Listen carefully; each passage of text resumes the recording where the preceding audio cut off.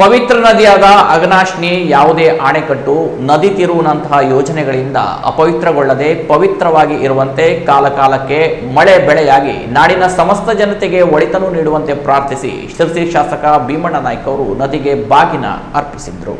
ಸಿದ್ದಾಪುರ ತಾಲೂಕಿನ ಬಾಳೂರಿನಲ್ಲಿ ಅಘನಾಶಿನಿಗೆ ಬಾಗಿನ ಅರ್ಪಿಸಿ ಪವಿತ್ರ ಗಂಗಾ ಪೂಜೆ ನೆರವೇರಿಸಿದ ಶಾಸಕ ಭೀಮಣ್ಣ ನಾಯ್ಕ ಅವರು ಅಘನಾಶಿನಿಯ ಉಗಮಸ್ಥಾನವಾದ ಶಿರಸಿ ನಗರದ ಶಂಕರ ಹೊಂಡದಲ್ಲಿ ಪೂಜೆ ಸಲ್ಲಿಸಿ ನಂತರ ಸಿದ್ದಾಪುರದ ಬಾಳೂರಿನಲ್ಲಿ ಮಂಜುಗುಣಿ ಹಾಗೂ ಹೆರೂರು ಹಾರ್ಸಿಕಟ್ಟ ಭಾಗದಿಂದ ಬಂದು ನೀರು ಸೇರುವ ಸ್ಥಳದಲ್ಲಿ ಕುಟುಂಬ ಸಮೇತರಾಗಿ ಸಕಲ ಧಾರ್ಮಿಕ ವಿಧಿವಿಧಾನಗಳೊಂದಿಗೆ ಪೂಜೆ ಸಲ್ಲಿಸಿ ಶಿರಸಿ ಸಿದ್ದಾಪುರ ಕ್ಷೇತ್ರದ ಜನತೆಯ ಪರವಾಗಿ ಬಾಗಿನ ಅರ್ಪಿಸಿ ಗಂಗಾ ಪೂಜೆ ನೆರವೇರಿಸಿದರು.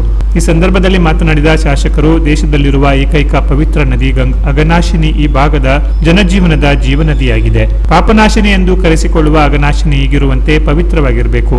ಬೇಡ್ತಿ ಅಘನಾಶಿನಿ ನದಿ ತಿರುವು ಎಂಬ ಪ್ರಸ್ತಾಪವನ್ನು ವಿರೋಧಿಸಿ ಈ ಭಾಗದ ಸ್ವಾಮೀಜಿಗಳ ನೇತೃತ್ವದಲ್ಲಿ ಶಿರಸಿಯಲ್ಲಿ ಸಹಸ್ರಾರು ಜನ ಸೇರಿ ಬೃಹತ್ ಪ್ರತಿಭಟನಾ ಸಭೆ ನಡೆಸಿ ಜಿಲ್ಲೆಯ ಸಚಿವರು, ಸಂಸದರು, ಶಾಸಕರೊಂದಿಗೆ ದೆಹಲಿಗೆ ನಿಯೋಗ ತೆರಳಿ ನದಿ ತಿರುವು ಯೋಜನೆಯನ್ನ ಒಕ್ಕೊರಲಿನಿಂದ ವಿರೋಧಿಸಲಾಗಿದೆ. ಅಘನಾಶಿನಿಗೆ ಯಾವುದೇ ಯೋಜನೆಗಳು ಬಾರದಂತೆ ಪ್ರಾರ್ಥಿಸಿ ರೈತರು ಹಾಗೂ ಸಮಸ್ತ ಜನತೆಯ ಒಳಿತನ್ನ ಬಯಸಿ ಬಾಗಿನ ಅರ್ಪಿಸಲಾಗಿದೆ ಎಂದರು.